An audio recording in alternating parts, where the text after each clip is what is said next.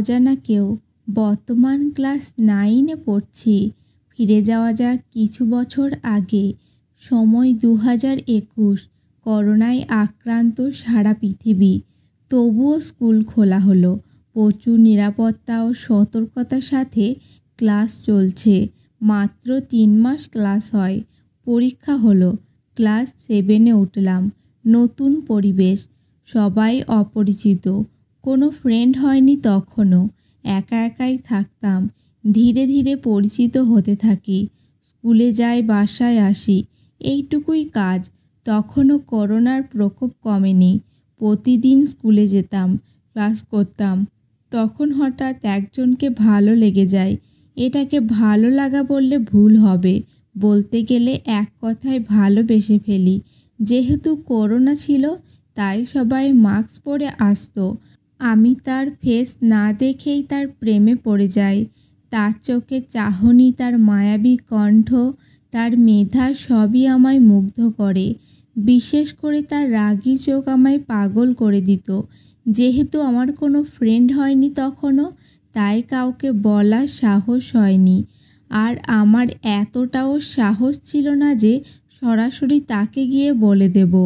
বলতেই ভুলে গেছি তার নাম হাবিবা। তাই তার বিষয়ে আরেকটু খোঁজ নিতে ইচ্ছে হলো।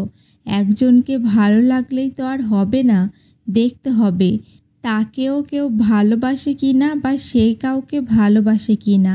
খোঁজ নিয়ে দেখি আমার আগে থেকেই তাকে কেউ পছন্দ করে, কিন্তু সে করে কি না তা জানতে পারলাম না। তবে মনে মনে অনেক কষ্ট পেলাম। জীবনে প্রথম কাউকে ভালোবাসলাম আর আমার আগে থেকেই তাকে কেউ চেয়ে বসে আছে। এখনও পরিচিত হয়নি কেউ যাকে মন খুলে কথাগুলো বলতে পারবো। তাই হার মেনে নিলাম। কিছুদিন পর আমার ক্লাসে নতুন এক ছেলে ভর্তি হলো। নাম শিপন। সেও যেহেতু নতুন আর আমারও পরিচিত কেউ নেই, তাই আমাদের বেশ ভালোই ভাব হয়। একসাথে বসা, মজা করা, সব কিছুই। জানতে পারলাম সে গাজীপুরে পড়তো। একটা সমস্যার কারণে সে এখানে ট্রান্সফার হয়েছে। তার সাথে ভালো ভাব হলেও তখনও ততটা বিশ্বাসযোগ্য হয়নি, তাই তাকে আমার সেই সুপ্ত কথাটা বলা হয়নি। কিছুদিন পর সে আমায় বলে যে তার নাকি একটা মেয়েকে ভালো লাগে। নাম জানতে চাইলে বলে জুই। ও মা, এটা দেখি আমার ক্লাসের টপার রোল 1। আর আমি যাকে পছন্দ করি তার নাম হাবিবা, রোল 2। আমি মনে মনে বলি হাবিবা আর জুই ভালো ফ্রেন্ড, আর আমি শিপনও ভালো ফ্রেন্ড, তাই আমারও একটা কিছু হওয়ার সম্ভাবনা রয়েছে। তাই আমিও শিপনকে আমার ভালো লাগার কথা বলি। সে বলে তাহলে তো হলোই। সে বলে জুইয়ের সাথে তার রিলেশন করানোর দায়িত্ব আমার। আমিও মেনে নিলাম। তার বিপরীতে তারও আমার কাজ করে দিতে হবে। সে বলে দিল ডান। আমিও একটু কষ্ট করে জেনে নিলাম হাবিবাকে যে ছেলে পছন্দ করে সে ছেলেকে হাবিবা পছন্দ করে না। আমি তো মহা খুশি। তো আমার দায়িত্ব তো এখন শিপনের কাজটা করে দেওয়া। তাই আমি একটা কাজ করি, ক্লাসের একজনকে এই কথা বলে দিই। আর ফলে যা ঘটার তাই ঘটে। ক্লাসে সবাই জেনে যায়, আর জুইও। জানাজানি হলেও দুজন দুজনকে তখনও কিছুই বলেনি। জানাজানি হওয়ার কিছুদিন পরই আবার শিপনকে তার বাবা ট্রান্সফার করিয়ে দেয়। শিপন চলে যাবে আবার। তাই শেষ ক্লাস করে আমাদের সাথে সবাইকে বিদায় জানিয়ে চলে যাবে। আমি আর শিপন একসাথে বাসায় যেতাম। তো আজকে দেখি হাবিবা আর জুই আমরা যেদিক দিয়ে যাব তারাও সেদিক দিয়ে যাচ্ছে। আমাকে হাবিবা ইশারা দিয়ে বলে তাড়াতাড়ি যেতে। তাই আমি শিপনকে নিয়ে তাড়াতাড়ি চলতে থাকি তাদের কাছে। যেতেই জুই শিপনকে বলে আমি তোমাকে ভালোবাসি, প্লিজ তুমি যেও না, থেকে যাও। কিন্তু শিপনের যেতেই হবে, তাই আর কিছু করার নেই। তবে দুজনের যোগাযোগের মাধ্যম হয়ে উঠি আমি, কারণ জুই ফোন ইউজ করতো না। তাই শিপনকে নাম্বার বা যোগাযোগ করার মতো কোনো মাধ্যম দিতে পারেনি। আমি ফোন ইউজ করতাম আর শিপনও। তাই আমাদের মধ্যে কথা হতো। আর জুই যা বলতো তা আমি শিপনকে জানাতাম। এভাবে জুইয়ের সাথে আমি কিছুটা ফ্রি হয়। একদিন জুই বলে শিপনের নাম্বার দিতে, সে কথা বলবে, আমিও দিয়ে দিই। তারপর আর আমার কিছু করতে হয়নি, তারাই কথা বলতো। অর্ধবার্ষিক পরীক্ষার পর স্কুল খোলা হয়। কিছুদিন পরে আমি আমার এক ছেলে ক্লাসমেটকে কথায় কথায় এই কথা বলে দিই, আর যা হওয়ার তাই হয়। ক্লাসে সবাই জেনে যায়। তবে এটা জানি না যে আমি কাকে পছন্দ করি। আমি শুধু এটাই বলেছিলাম ক্লাসের একজনকে আমার ভালো লাগে, তাই কিছুটা রক্ষা হয়। তবে সবার একটাই কথা, আমার কাকে ভালো লাগে। হাবিবা পর্যন্ত আমাকে জিজ্ঞেস করে কাকে ভালো লাগে, কিন্তু আমি ভয়ে বলতেই পারি না। সকলের অতিরিক্ত চাপাচাপি আর আমার মনের চাপাচাপিতে সাহস করে জুইকে বলে দিই, আর বলি যাতে কাউকে না বলে। এখন সবাই জুইকে জিজ্ঞেসে ব্যস্ত, আমাকে আর কেউ তেমন জিজ্ঞেস করে না। আমাকে জিজ্ঞেস করলে বলি জুইকে তো বলেছি, তার কাছ থেকে শুনে নাও। কিছুদিন পর আমি আমার এক ফ্রেন্ডকে বিশ্বাস করে বলি যে আমার আসলে হাবিবাকে ভালো লাগে। সে গিয়ে পুরো ক্লাস জানিয়ে দেয়। ফলে হাবিবাও জেনে যায়, আর তার সাহস দেখে আমি অবাক।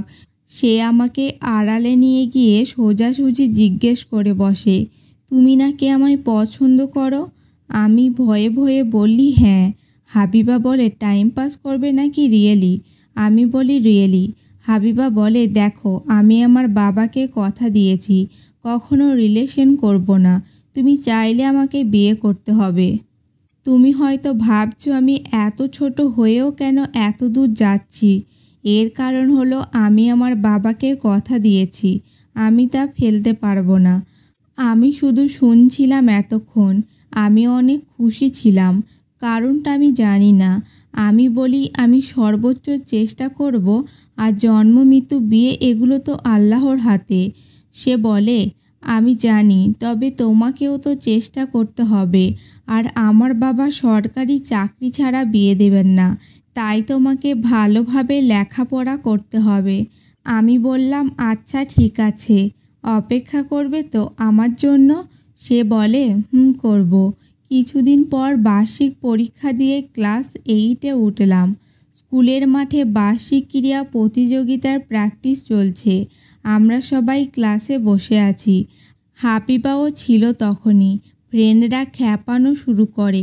আমি বুঝতে পারলাম যে হাবিবা বিরক্ত হচ্ছে, তাই তাদের থামাতে গেলে তারা আরও বেশি বেশি করতে থাকে। হাবিবা এক সময় বলে ওঠে আমি তাকে পছন্দ করি না। আমি আকাশ থেকে পড়লাম। যদিও বুঝলাম যে কথাটা অনিচ্ছা সত্ত্বে বলেছে, তবুও অনেক কষ্ট পাই আমি। আর তখন সবার সামনে লজ্জা ঢাকতে আমিও বলি তোমাকে আমি ভালোবাসি না। এখন সবাই ঠান্ডা, কিন্তু যা হলো তা আমার সাথেই হলো। অনেক দিন কথা হয় না, আমার ভেতরটা ঝলসে যাচ্ছে। হঠাৎ একদিন ক্লাসে স্যার আমায় একটা প্রশ্ন করেন, আমি উত্তরটা জানতাম না। তখনই কি মনে করে আমি তার দিকে তাকাই, সে উত্তরটা বলে দেয়। আমি উত্তরটা দিয়ে বসে যাই। ক্লাস শেষে তাকে থ্যাঙ্কস বললে সে ওয়েলকাম বলে। অনেক দিন পর কথা বলে খুব ভালো লাগছিল, কিন্তু এই ভালো লাগা বেশিক্ষণ ছিল না। পরবর্তী ক্লাসে সে আমার সাথে বসা একটা ছেলের কাছে বই চাওয়ায় আমি মানা করি। ক্লাস শেষে সরি বললে সে বলে আমি তোমায় জীবনেও মাফ করব না। আমি জিজ্ঞেস করি কী করলাম আমি, এই ছোট্ট বিষয় নিয়ে এমন করতে হবে? সে বলে এটা ছোট না, তুমি অনেক বড় ভুল করেছো। এটা বলেই সে চলে যায়। পরে আরও 2 দিন জিজ্ঞেস করলেও একই কথা, সে বলবে না। অবশেষে বাধ্য হয়ে আমি জুইকে জিজ্ঞেস করি কি এমন করলাম। সে বলল তুমি যে কয়েকদিন আগে হাবিবাকে ক্লাসের সবার সামনে বলেছিলে তুমি তাকে পছন্দ করো না, তাই সে এমন করছে। আমি বললাম সেও তো আমায় বলেছে, তাই আমিও বলেছি। জুই বলে আর কিছু জানতে চাইলে তার কাছে থেকে জেনে নিও। আমি বললাম ঠিক আছে, বুঝতে পেরেছি। তারপর বাসায় এসে তাকে চিঠি লিখি। তাতে জানাই যে আসলে আমি ওই দিন লজ্জা ঢাকতে এমনটা বলেছিলাম। চিঠির উত্তরে সে বলে কাল টিফিন পিরিয়ডে একটু আগে এসো। আমি তাই করি। সে আমাকে আড়ালে নিয়ে বলতে শুরু করে। হাবিবা আমাকে জিজ্ঞেস করে, তুমি এই কয়দিন কি করেছো? হাবিবা বলে, আমি কান্না করেছি, ঠিকমতো খাইনি, খালি মন খারাপ করে বসে থাকতাম। এই বলেই কেঁদে দিল। আমি বললাম, আচ্ছা, আমি অনেক অনেক সরি। তখন আমি একটু হাত কাটছিলাম, জীবনের প্রথম সেটা তাকে দেখিয়েছিলাম।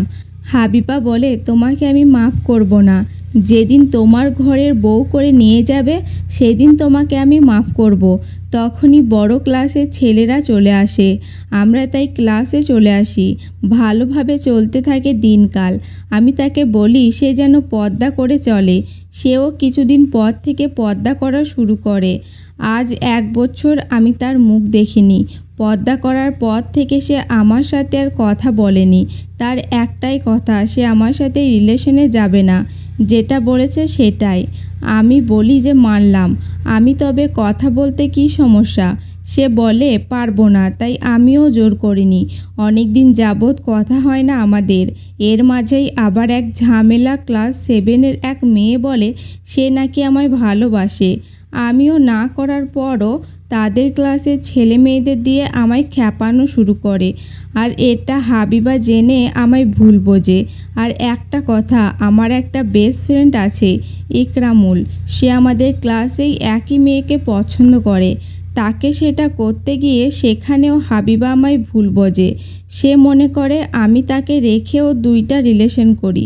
বিশ্বাস করেন, আমি তাকে অনেক বোঝানোর চেষ্টা করেছি, পারিনি। তার পথ আটকে দাঁড়িয়েও কথা বলতে চেয়েছি, সে বলেনি। তবে ভুলটা যে আমার নয় সেটা আমি আজও হয়তো তাকে বোঝাতে পারিনি। এরই মধ্যে আমি ক্লাস 9-এ উঠে যাই। সে যে বাসায় থাকতো সে বাসার বাড়িওয়ালা ছেলে আমাদের স্কুলেরই ক্লাস 7-এ পড়ে। একদিন আমার সামনে সে হাবিবার হাত ধরে টান দেয়। আমি কিছু বলিনি, কারণ আমার কোনো অধিকার নেই কি বলবো ওই ছেলেকে। সে যদি জিজ্ঞেস করে বসে, হাবিবা তোমার কি হয়, তুমি বলার কে? তাই কিছু বলিনি, নীরবে হয়ে গেছি। তাকে জিজ্ঞেস করলে সে বলে আমার ছোট ভাইয়ের মতো। আমাকে তাহলে কেউ এটা বোঝান, যে নারী পর্দা করার জন্য আমার সাথে কথা বলে না, তার পর্দা লঙ্ঘিত হবে বলে যে নারীর মুখ আমি দেখিনি 1 বছর প্রায়, সেই নারীকে আর এক পুরুষ স্পর্শ করলে কি তার পর্দা লঙ্ঘিত হয় না? যদি না হয় তাহলে আমার কি দোষ ছিল? তবে সবশেষে একটাই কথা বলতে চাই, আমি তাকে ভালোবেসেছিলাম, এখনও বাসি, আর সারা জীবন বাসবো। হয়তোবা সে আমার না পাওয়া কিছু, তবুও সে ছিল আমার জীবনের অনেক দামি কিছু।